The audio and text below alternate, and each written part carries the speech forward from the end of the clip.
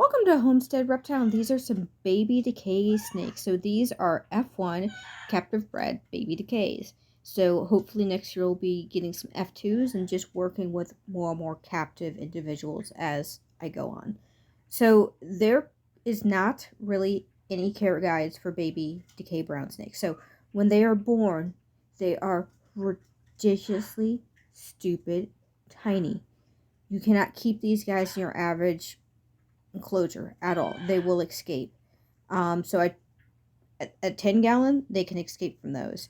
A 5 gallon, they can escape from those. You really just need this type of sterilite, small, shallow bin where they can't escape, and where you put the little breathing holes for your air circulation. You need to then take some mesh, put it around the breathing holes so they can't escape. They're so ridiculously tiny, it's insane. You have to basically modify everything for their care. So, again, like I said, there's not really any good care guides out here. And this is what I have learned from caring for my babies, caring for the adults, and looking back at their natural history. So, let's look at their natural history to get kind of an idea of how they should be cared for.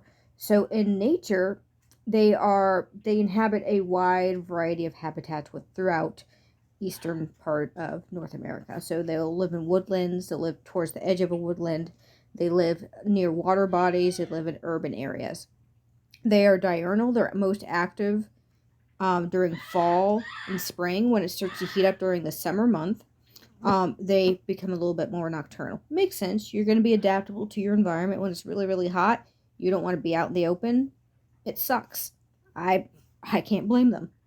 So they hibernate during the winter in dens, and they'll hibernate together. So females will begin mating around spring, and they'll give birth to around 10 to 20 babies. And their gestational period, it can be about 2 to 3 months. They give birth to live young. These live babies are between 3 to 4 inches long. A adult male decay is going to be around 9 to 8 inches. An adult female will be between 9 to 13 inches. Now you can get some whopping big females around 18 inches, but that is unusual. In the wild, they eat worms, slugs, snails. They'll occasionally eat small fish. They'll occasionally eat small tadpoles and other like soft, squishy bodied insects. So not crickets. So they'd eat like caterpillars in the wild, small caterpillars, soft, squishy things. So they have a diet of soft, squishy things. So this is kind of what I've been doing for their captive care. So temperature. Do not cook your baby decays. Do not cook them to death. Keep them a little bit on the cooler end. So I say 83 to 85. The coolest side should be 72 or 78. Keep them on the cooler end. They prefer that. Humidity. They do like a bit of humidity. So I'd say 40%, get a humid hide and spray it down. Put some moss in there, spray it down. You want that humid hide to be about 60 to 65%. I find that my baby decays really love hanging out in that humid hide. They like the moisture. They seem to really, really thrive like that. But you also need to let certain areas dry out. So in captivity, this is kind of what I'm going for their diet. I'm chopping up night crawlers very, very fine into a night crawler paste. I'm adding calcium multivitamins. I'm also been trying out some different fish. So I've been getting little sides of tilapia, chopping that up very fine. They seem to be liking it. They also seem to like the little bit of pink salmon in there. And they seem to be really enjoying that. So we're kind of experimenting with their diet a tad. They seem to be liking it, and they seem to be eating it. They seem to be growing well and getting nice, fat, and chunky. One interesting thing I have noticed about these little dudes is for how tiny they are the most chill snakes I think I've ever owned. They'll just sit there and stare at you. They'll sit in the middle of my hand and like, what am I doing here? I'm just existing. I'm vibing in the universe. Or just I'm out here. Same thing with the adults. And here are some adult females right here. These are the mothers. They're also just super chill and just don't care. So, tank size for your babies. I'm going to recommend, if you're getting babies from me, to do the Sterilite enclosures. I'm going to put links in the description, and here's some photos of these different enclosures.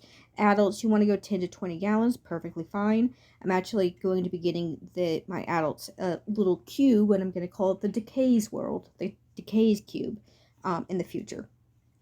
So, can these guys be kept in groups? Absolutely. So, there's not a lot of really good studies out there on the social aspects of decays.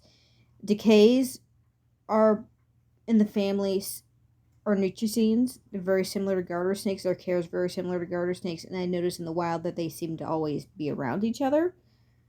The babies seem to want to be around each other. My adults seem to want to be around each other. They are very interactive, very similar to garter snakes. So I am going to treat them a little bit more like garter snakes. Keeping them in groups, I think, is going to be better than keeping them singly. Um, but this is just what I have observed. They seem to be fine. They're not a cannibalistic species. They don't seem to be distressed by others around them. So when you have your baby decays, you want to feed them every day. Your adults, I like to feed my adults twice a week. So twice a week they get a little food. They're getting a little bit more than usual because I have to cut up the baby's food every day, and I don't want the worm to go to waste because I have 22 babies, but they eat barely anything. Um, they're so tiny; it doesn't even seem like it makes a dent in the worm. So I've been putting some worms, giving the adults some extra worms, which they're loving. You could probably honestly get away with feeding the adults every day. They would probably enjoy that. Um, but just don't keep them too hot. Make sure the humidity is right. Make sure they're eating well. And when they're really, really small, it's hard to tell if they're eating well because it doesn't look like the bowl ever empties. The best way to tell if your baby decays is eating is to look at the baby decays. Is its belly look nice around? Does it look plumpish? If it looks nice and plump, it has had a good meal. You just really won't notice if it's eating much because I've noticed they're a little bit of a slower eater. They just take their time and they eat a little here and eat a little there. That's another thing I have noticed. A lot of species that specialize in slow prey, like slugs, snails, and worms, are very relaxed eaters. They're just slow to get started to eat, um, and they're just very like slow. They're slow. They're relaxed. I've noticed that with a lot of species, not just snakes, lizards that specialize in snails.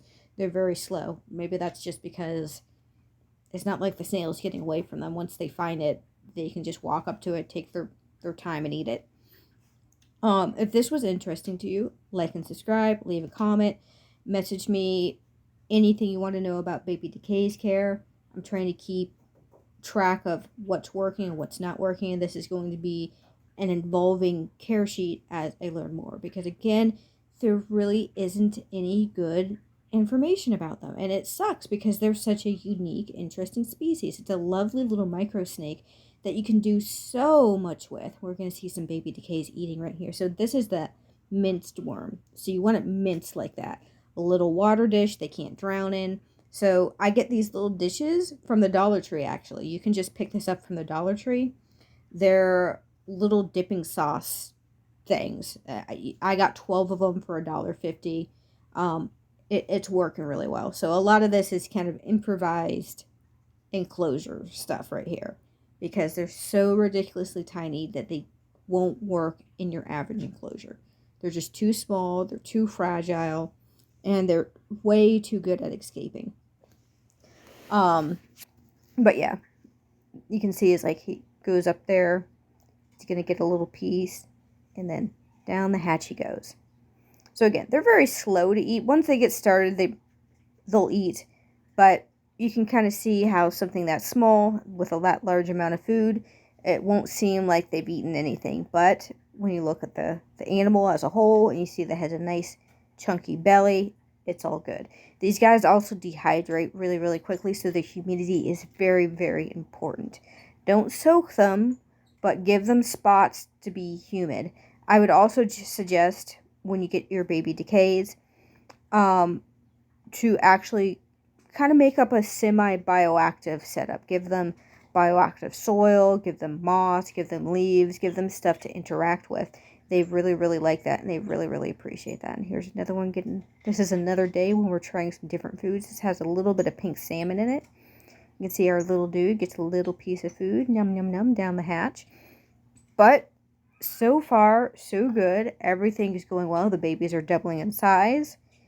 And I'm probably not going to be able to offer anymore pretty soon. There's a big waiting list for these guys. So I could have some still for available, but I really doubt it. They'll be leaving my residence in about a month. I want to make sure they're super, super well started, super well socialized for their new people to take. Like and subscribe and leave a comment.